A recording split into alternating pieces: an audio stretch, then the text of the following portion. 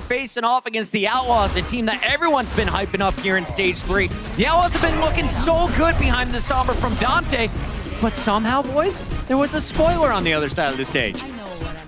I mean, I do think this was somewhat of a trap game, right, for the Outlaws coming in. And you can say what you like about the Outlaws losing this, but they're still overwhelmingly likely to go 5-2 this stage and to make the stage playoffs. So I think this is a blip that they're going to learn from. Oh, I don't know about that though, because their overall season was on such a fine balance. If they were going to make it back into that 12th spot, they needed every single win they could. And to drop onto the Florida Mayhem, I think speaks to the variance in their level. If they continue to have dips like this, they are going to lose to other teams and they are going to miss out on that spot.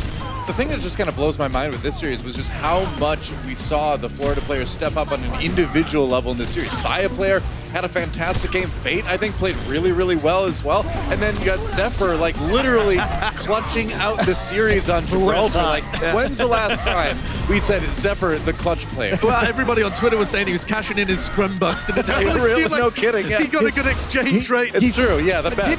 Did he get a good exchange rate? I feel like he's been banking scrim bucks for like 3 years going back to Team Liquid. I feel like winning one match against the Houston Outlaws in one clutch moment is probably the worst scrim bucks exchange rate of all time. At least he's cashing them in, man. He's not just keeping them to himself. This is just the beginning. This is just the beginning. Zephyr's going to turn into an absolute freak beast at the end of the season. Now, I thought Mayhem were going to win it on that second point. Instead, it's going to be the Outlaws challenging all the way to the third, but Zephyr's Bastion causing problems as it's going to be Florida taking the series 3-1. But Josh, I want to take a moment and revisit the final moments of this game because it got pretty chaotic there towards the end. It got insanely chaotic. So bear with me here as I break down the final fight of what happened on Gibraltar. It's insanely chaotic, but I'm going to try and do my best to break it down. So here's a couple of things to pay attention to.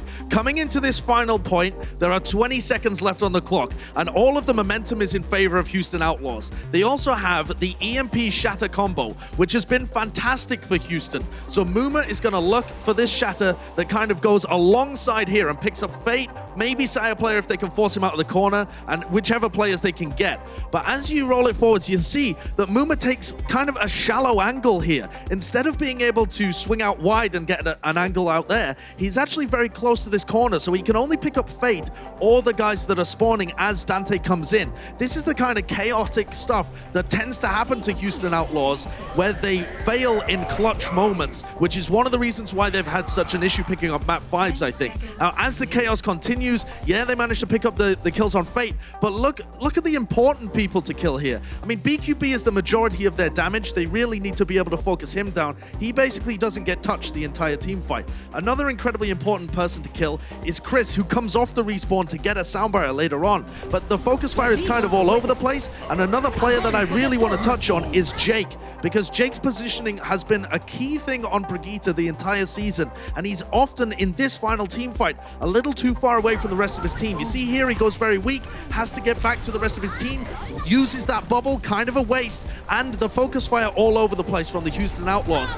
Here we see again, it's BQB has been able to use his grab, and Chris comes out to use his sound barrier. And again here, it's Jake. Let me wind it back a little bit here, because it's Jake who's a little bit out of position, takes a Bionade and gets lasered down by BQB, who is still alive in the fight on high charge. That can't be allowed to happen. And of course, Zephyr on Bastion at the end, who is just literally raining in damage from this kind of direction, just clutches it towards the end. But if they had played this tighter and been more thoughtful about their positioning, Outlaws should have been able to get this. I mean, my favorite thing is that Zephyr got D-maxed and then went in mini diva form into spawn to switch to Bastion, realizing... That's such a heads-up play. Exactly, right? So he used his mech to the maximum and then came back. Well, it's so smart, because like when you demech that diva, you kind of put diva out of your mind. You're like, well, yeah, he'll die eventually, and then he'll be respawning and all that. But you don't expect the guy to jump back into spawn. And that's, you know, Gibraltar, the final point, is one of the only places you can really do that in Overwatch, is go and then make it back in time